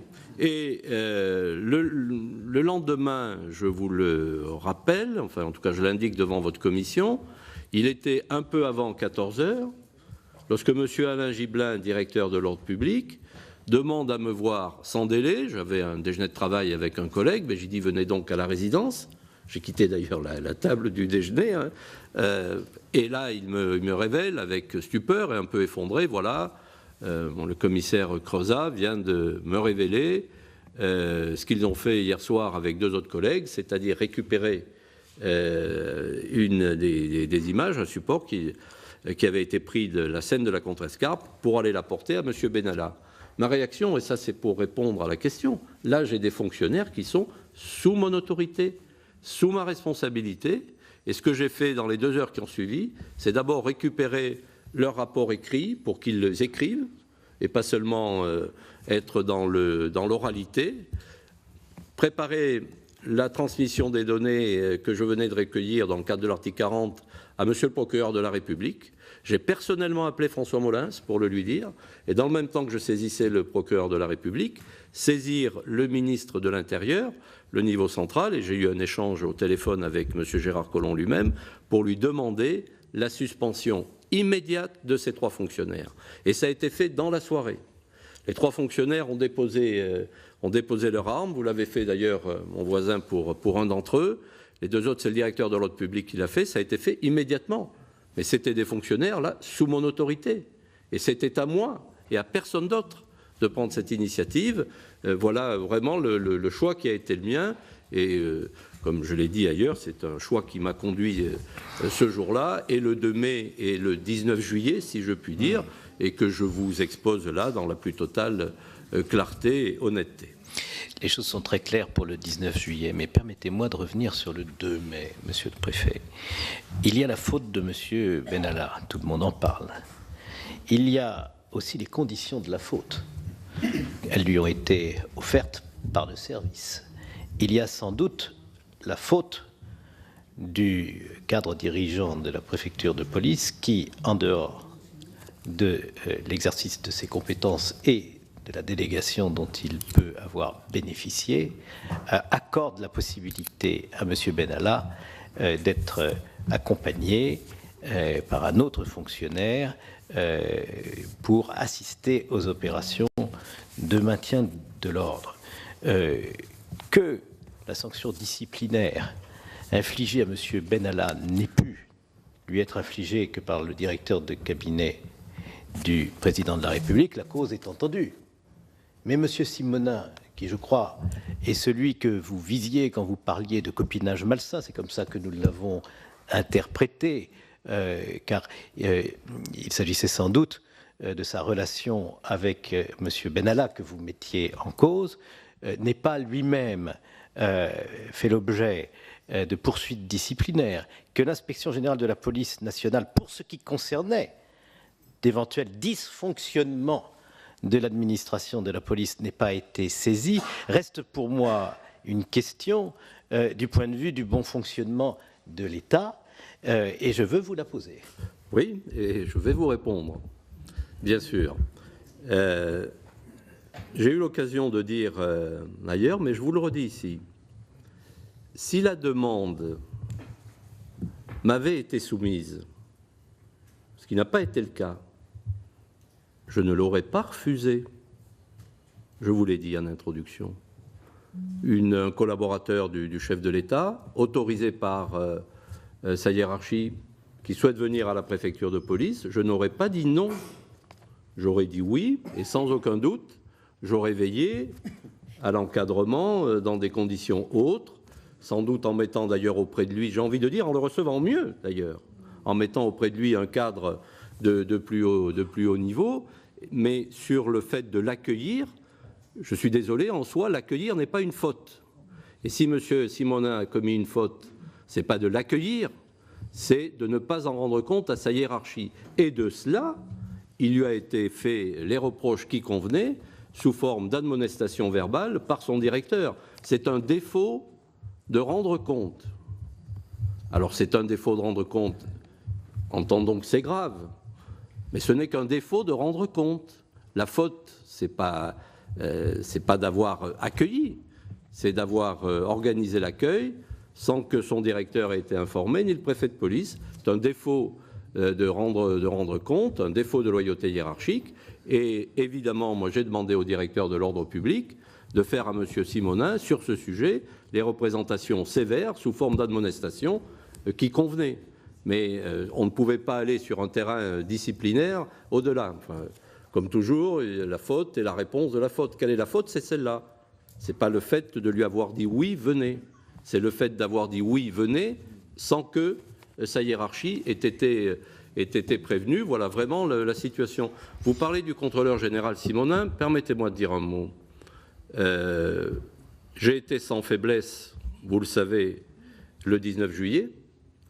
Mais la grave faute qu'il a commis le 18 juillet au soir avec 2 autres collègues, ça c'est une grave faute que d'être allé chercher de la vidéo pour l'amener à M. Benalla. J'ai dit ma réaction tout à l'heure, mais cette grave faute n'enlève à rien les mérites qu'il a eus par ailleurs. Vous savez, c'est un peu comme un grand footballeur, il peut avoir marqué 3 buts lors d'un match formidable, mais si 2 mois après il commet quelque chose de dramatique, ben c'est l'un et c'est l'autre.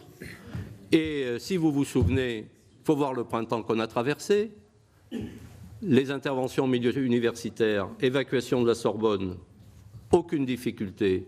J'ai suivi ça en direct avec les images. Aucune violence, aucun pépin, aucune plainte. Évacuation de Tolbiac. On ne voulait pas me croire quand j'ai fait un communiqué à 6h30 du matin pour dire que tout s'était bien passé, que c'était fini. Qui commandait les troupes? Qui y est allé?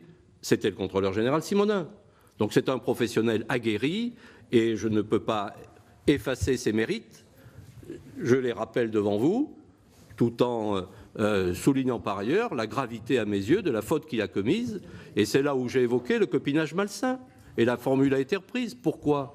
C'est-à-dire que une espèce de facilité dans ce copinage malsain qui fait qu'on pense qu'on peut, comme ça, en oubliant un petit peu les règles hiérarchiques et les principes, organiser des choses. Mais le copinage malsain, on verra ce que dit la justice quand elle aura en connaître, si elle vient sur ce terrain-là, c'était pas non plus de quoi aller au-delà de ce que j'ai fait en sa direction, c'est-à-dire demander au directeur de l'ordre public de lui faire les représentations qui convenaient et de le faire sous forme d'admonestation verbale. Ça a été fait.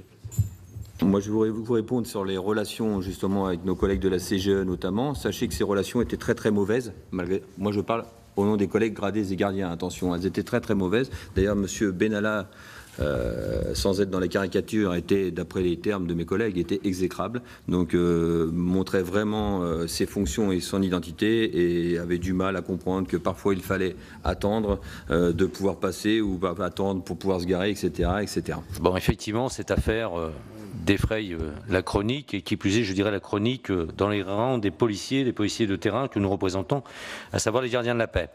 Pourquoi? Parce que manifestement, les agissements aujourd'hui ont jeté une suspicion dans nos rangs et ont provoqué aussi manifestement une rupture de confiance avec la hiérarchie policière. Rupture de confiance qui était déjà palpable malheureusement depuis trop longtemps, mais qui aujourd'hui s'accentue. Pourquoi? Parce que les policiers de terrain, ceux qui sont soumis à des contraintes, je dirais, effrénées, liées à la menace terroriste, mais pas qu'à la menace terroriste, aujourd'hui ne comprennent pas comment se fait qu'il ait fallu, je dirais, l'article et la vidéo publiée par Le Monde pour qu'apparaissent les agissements ô combien punissables et condamnables de cet individu. Dès lors, aujourd'hui, les gardiens de la paix se posent des questions sur ce qui a pu se passer en amont, se posent des questions, j'ai eu l'occasion de m'exprimer à plusieurs reprises dans les médias, et aujourd'hui on a l'impression aujourd'hui d'être confronté à une police parallèle, dictée par certains, et je n'ai même employé un mot très fort, mais dont j'assume la complète responsabilité, à savoir à ce que nous étions confrontés, ni plus ni moins qu'à des barbouzes. Alors les policiers aujourd'hui sont en attente de décision. Les policiers n'ont pas très bien compris non plus, je dirais, les passages de témoins qui ont eu effet entre les responsables de la préfecture de police de Paris, entre autres. Et aujourd'hui, on a du mal à comprendre, nous, gardiens de la paix, on a du mal à comprendre comment la haute hiérarchie policière de la préfecture de police n'était pas au courant des agissements de M. Benalla et de quelques-uns de ses comparses. Voilà, en quelques mots, je pense avoir suffisamment résumé, avoir été suffisamment concis pour pouvoir vous donner l'état d'esprit aujourd'hui des policiers que nous représentons. Je vais simplement vous demander quels échos vous avez des relations de vos collègues avec M. Benalla. Je vais vous demander aussi, puisque théoriquement, je dis bien théoriquement, il n'existe pas de chaîne de commandement entre M. Benalla et les personnels de la police ou de la gendarmerie nationale, qui sont sous l'autorité du ministère de l'Intérieur et de la hiérarchie de la police et de la gendarmerie. Est-il arrivé que certains de vos collègues soient amenés à s'opposer ou à ne pas prendre en compte certaines incitations, pour parler de manière modérée, de M. Benalla? Vous voyez ce que je veux dire? Et ne vous paraîtrait-il pas souhaitable qu'il y eût un statut clairement défini pour ce qui est de la protection du président de la République et des hautes personnalités, qui prévoirait que cela relève exclusivement de l'autorité des personnes compétentes et formées de la police et de la gendarmerie nationale? Monsieur le secrétaire général. En ce qui concerne les relations de M. Benalla avec mes collègues du groupe de sécurité du président de la République, du GSPR, qui relève du service de protection des hautes personnalités, il y a une alternance en fonction du président. Parfois ce sont nos collègues gendarmes, parfois ce sont nos collègues policiers qui assurent cette protection. Depuis la fin de semaine dernière, les langues commencent à se délier. Manifestement, M. Benalla faisait régner la terreur au sein du GSPR. M. Benalla n'hésitait pas, d'après les propos qui nous sont rapportés, bien évidemment, nous n'étions pas témoins de ses propos ni de ses agissements, mais il semblerait manifestement que cette personne allait jusqu'à l'insulte à l'encontre des gradés et gardiens de la paix, voire même peut-être des officiers constituant ce groupe.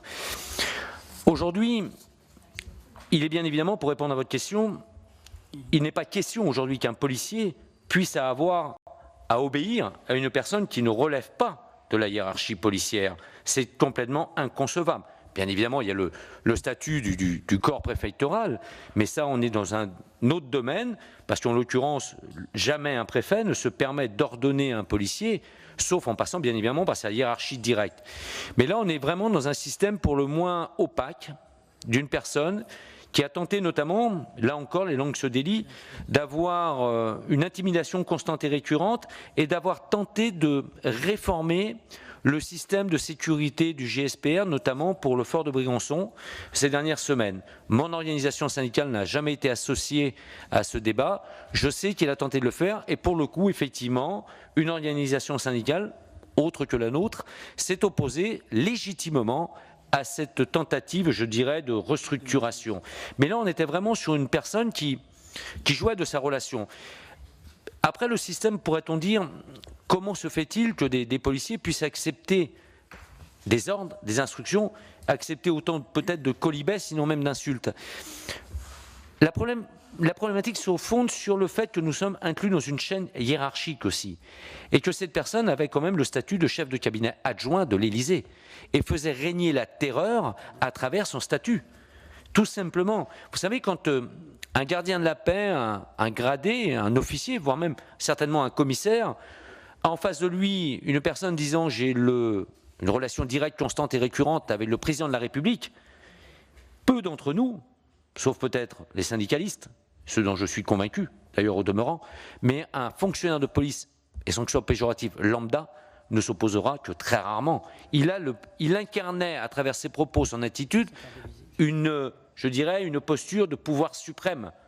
Et il faisait par le fait régner la terreur.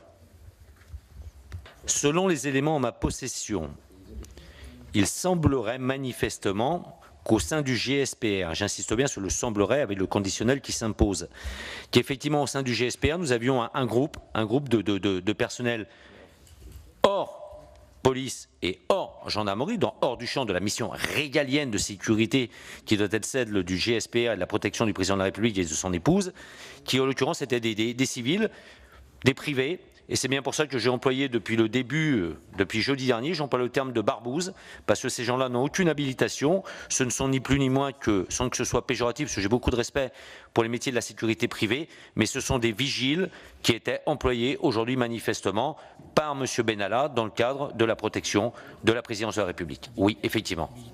Monsieur le secrétaire général, cette information que vous nous donnez est extrêmement importante. Est-ce que vous êtes en mesure de la sourcer ?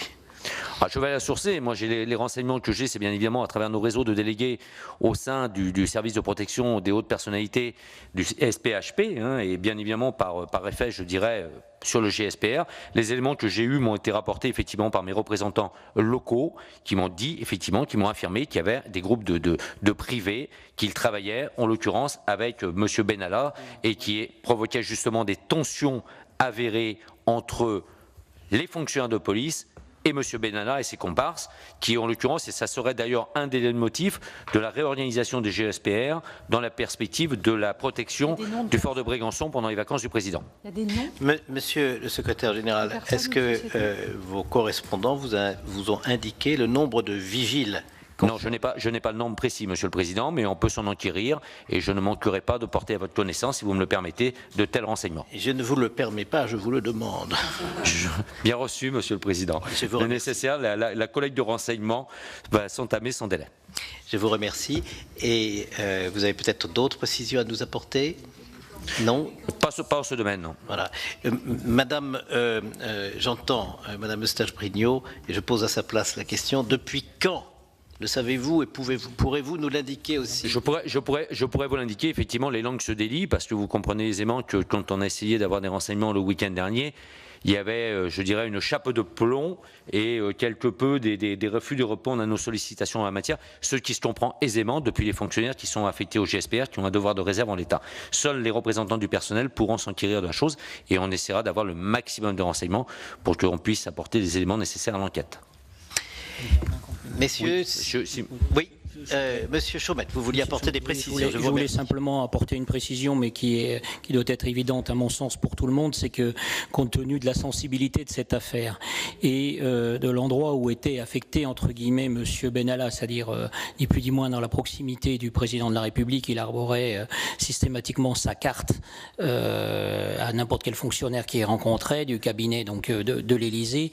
Il est bien évident que faire parler nos collègues, et je réponds directement à la question précédemment, que ce soit les gradés et gardiens de la paix, mais aussi la moyenne hiérarchie, les officiers et les commissaires, personne n'allait se répandre sur des travers qui auraient pu être effectués et semble-t-il, puisque le secrétaire général vient d'annoncer qu'effectivement les langues se délient, on apprend qu'il y a eu plusieurs coups qui n'étaient pas de même niveau certes, mais qui à la fois faisaient état d'altercation avec les forces de police et de gendarmerie sur certains maintiens de l'ordre, où ils souhaitaient prendre la tête du dispositif ou détourner l'action de la police nationale sur certaines interventions.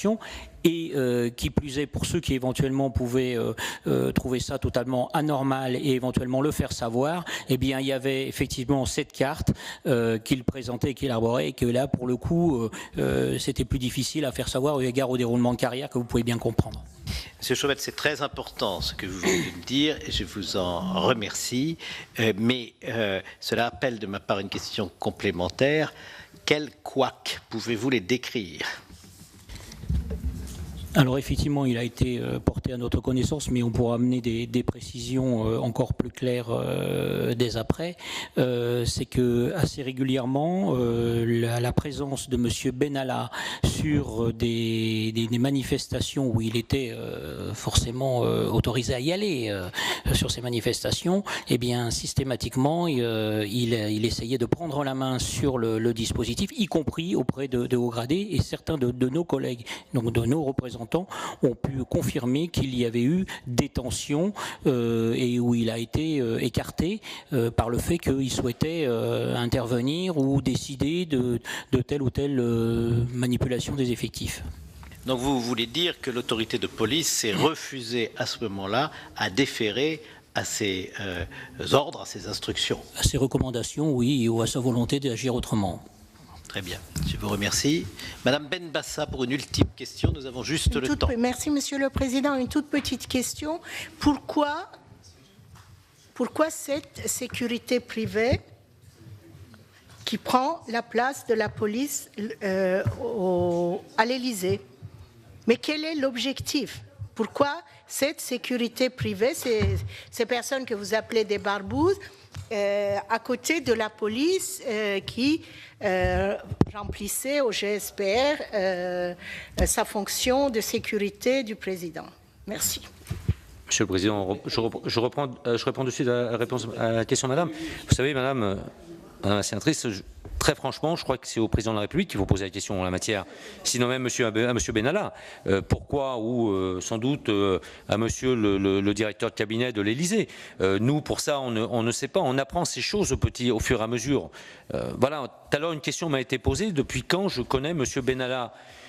Très simplement, j'ai été reçu par le Président de la République à la fin du mois de janvier, dans le cadre d'échanges, bien évidemment, dans le cadre du dialogue social qui s'imposait. Le Président de la République voulait s'enquérir de l'état des forces de sécurité de notre République, de notre belle République. Et j'ai croisé dans un établissement public, j'ai croisé cette personne sans savoir qui c'était. C'est quand j'ai vu ces photos apparaître dans tous les médias de France, sinon même du monde entier, mercredi et jeudi, que je me suis remémoré avoir vu cette personne qui n'avait de cesse déjà à l'époque de parler de son étui pour son arme. Et pour moi et mon collègue qui était présent ce jour-là, pour nous, il s'agissait d'un collègue policier du GSPR. Il avait toutes les latitudes, et preuve en est faite, il avait tous les attributs. Et je vous fais grâce de la voiture. C'était en journée, c'était un lundi matin de très bonne heure, dans un bar pas très éloigné, à mi-chemin entre Beauvau et l'Élysée, Madame. Oui, on voit. Voyez. Alors, s'il vous plaît, il faut que... Alors, il y ait ici aussi une certaine police de notre commission, et le rôle ingrat que j'accepte d'assumer, c'est de l'exercer, mais je le fais à titre officiel. Alors, Monsieur le secrétaire général, vous vouliez ajouter quelque chose, mais moi je vais vous rappeler aussi qu'il vous faut répondre à la question de Madame Marie Mercier, tout à l'heure, à laquelle vous n'avez pas répondu, et qui vous a demandé si dans votre expérience de policier, vous avez déjà rencontré ce type d'usurpation d'autorité venant d'un collaborateur de la présidence de la République. Voilà. Alors, je vous laisse reprendre la parole. Non, jamais. Non, jamais. J'ai 36 ans de police nationale derrière moi, j'ai beaucoup de maintien de l'ordre. Je n'ai jamais été confronté à ce genre d'agissement. Jamais, jamais. Au grand jamais Dieu, jamais. Il y avait aussi une question, Monsieur le Président, si vous me permettez, sur l'âge, 26 ans. 26 ans, vous savez, unité SGP Police, force ouvrière, n'a de cesse de lutter, syndicalement parlant, pour permettre à nos collègues d'obtenir le grade supérieur, légitime attente. Aujourd'hui, pour accéder au grade de brigadier-chef, quand on est brigadier, c'est en moyenne 15 à 20 ans, et il ne faut surtout pas être fonctionnaire de police dans la Creuse, dans les Landes, au Pays Basque ou dans le Morbihan, parce que là, ça sera 35 ou 40 ans, sinon même dans les Antilles. Donc vous voyez, pour nous, c'est proprement parlé scandaleux. Comment cet individu à 26 ans ait pu être nommé lieutenant-colonel?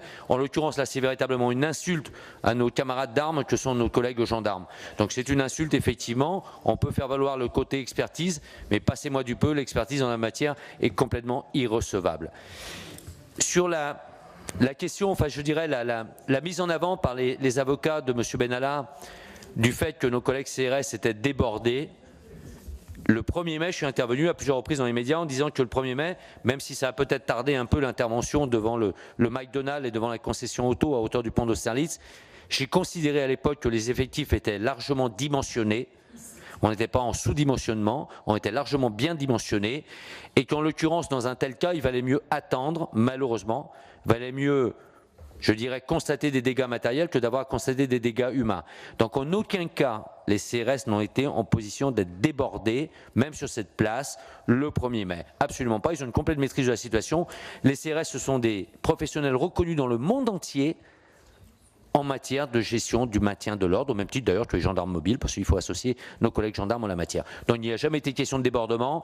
Le fait de devoir à tout prix saisir au vu d'un article du Code de procédure pénale, faire cesser une infraction, franchement, c'est fait à l'eau de rose cet argumentaire. Passez-moi l'expression. Merci. Bien, monsieur le secrétaire général et monsieur le secrétaire général délégué, je tiens à vous remercier de la franchise et du courage de votre expression devant la commission des lois du Sénat. C'est bien ce que nous attendions de vous. Je connais M. Benalla pour l'avoir croisé depuis ma prise de fonction le 28 août dernier lors de déplacements ou de cérémonies auxquelles participait le président de la République et auxquelles j'étais convié. Je l'identifiais clairement comme un collaborateur du chef de cabinet de la présidence de la République, dont l'une des missions centrales habituelles d'un cabinet est d'organiser ces déplacements ou ces cérémonies officielles. Il était donc tout à fait naturel qu'il soit présent dans ces circonstances, une dizaine de fois pour ce qui me concerne, la dernière dans la tribune officielle du 14 juillet, au cours desquelles je n'ai jamais remarqué de sa part une attitude déplacée ou qui me soit apparue intrusive. Je n'ai jamais eu à échanger avec lui d'autres propos que de courtoises salutations. Je n'ai pas le souvenir d'avoir participé à des réunions de travail en sa présence. Il faut dire que mes contacts avec la présidence de la République sont rares, ces relations étant normalement réservées au cabinet du ministre qui, au besoin, me sollicite lorsque des commandes techniques sont exprimées par la présidence.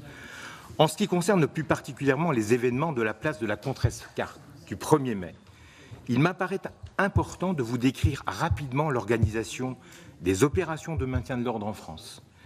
Sur l'ensemble du territoire national, à Paris comme ailleurs, le préfet territorialement compétent a la pleine responsabilité de la gestion de l'ordre public.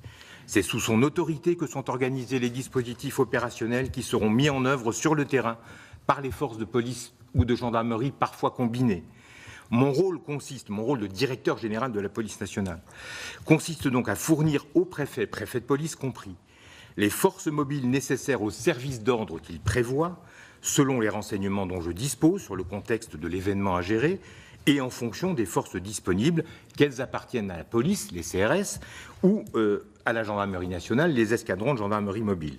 Pour le 1er mai, ce sont 15 forces mobiles de la réserve nationale, 10 CRS et 5 escadrons de gendarmerie mobile que j'ai mis à disposition du préfet de police, s'ajoutant aux 8 CRS qui constituent l'enveloppe parisienne permanente dont il dispose, soit un total de 23 unités, s'ajoutant elles-mêmes aux forces territoriales de la préfecture. Au terme des opérations, les services de police transmettent à mon état-major un compte-rendu synthétique décrivant leur déroulé, le bilan, blessures, interpellations, dégâts éventuels, incidents. S'agissant du 1er mai, le télégramme de la CRS numéro 15 présente sur la place de la Contrescarpe, qui est une CRS basée à Béthune, rapporte les événements graves auxquels ces fonctionnaires ont été confrontés pendant toute la durée de leur vacation, commencée à 12h40 et terminée à 23h, sans mentionner de faits impliquant des observateurs. Rétrospectivement, une ligne de ce télégramme de compte-rendu fait sans doute référence aux événements qui motivent la formation des commissions d'enquête parlementaires en cours. Elle est ainsi libellée 20h15, 2 individus interpellés, violence contre argent de la force publique, remis à la brigade d'information de voie publique. Au-delà de cette information opérationnelle transmise par les services de police eux-mêmes à mon état-major, je peux être rendu également destinataire par les préfets ou par les directions centrales placées sous mon autorité d'informations sur le comportement inadapté, voire fautif, d'une unité, d'un ou de plusieurs fonctionnaires. Sur la base d'éléments circonstanciés et vérifiés, je déclenche alors une procédure disciplinaire en saisissant l'inspection générale de la police nationale avec mesure de suspension, le cas échéant, et cela indépendamment des poursuites judiciaires éventuelles décidées par le parquet compétent. Au terme des événements du 1er mai, aucun signalement de ce type n'a été porté à ma connaissance, aucun incident dans la conduite des opérations ne m'a été révélé. Je n'ai été informé des agissements répréhensibles de M. Benalla qu'à l'occasion de la publication du journal Le Monde daté du 18 juillet. À l'inverse, le 19 juillet, les agissements présumés délictuels de 3 fonctionnaires de la DOPC qui ont participé à l'extraction d'images de vidéoprotection publique et à leur communication à M. Benalla m'ont été signalés immédiatement. Compte tenu de la gravité des faits, avec la circonstance particulière qu'ils avaient été commis par des hauts cadres de la police nationale qui ne pouvaient ignorer qu'ils commettaient sciemment une infraction, j'ai donc donné instruction à mes services, avant même les décisions de l'autorité judiciaire, de prendre sans délai les actes de suspension. J'ai également demandé au préfet de police de saisir l'IGPN à des fins disciplinaires, ce qu'il a fait. Il me reviendra, in fine, car c'est de ma seule compétence, de prendre les sanctions qui s'imposeront au terme des procédures disciplinaires qui vont se dérouler. Les sanctions sont en général signées par mon délégataire, le directeur des ressources et des compétences de la police nationale, à l'exception des révocations dont je me réserve l'exclusivité des signatures compte tenu de la gravité de la mesure. Pour être complet, et j'en